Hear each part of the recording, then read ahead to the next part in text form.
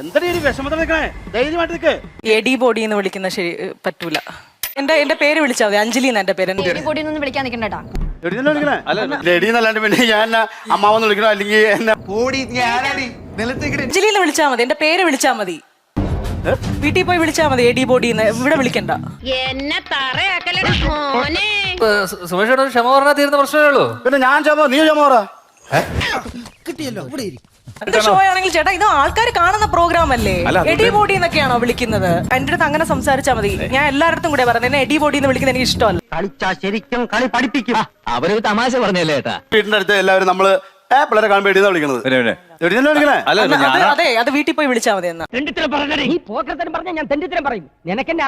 അങ്ങനെയാണെങ്കിൽ അത് വീട്ടിലെ കാര്യം പറയുന്നത് വീട്ടിലേക്ക് പറയാൻ എന്നെ എഡി ബോഡി എന്ന് വിളിക്കണ്ടേ? അയ്യോ ഇത് അസംബ്ലിയേക്കാൾ മോശമായല്ലോ.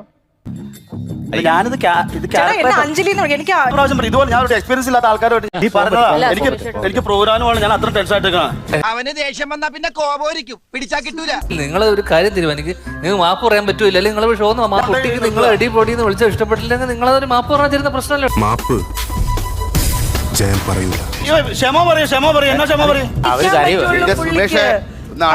അല്ല പിന്നെ വേണ്ട വേണ്ടെന്ന് വിചാരിക്കുമ്പോ കളിക്കാൻ നീ ഇത്രയും ഹാപ്പി ആയിട്ട് നിന്നിട്ട്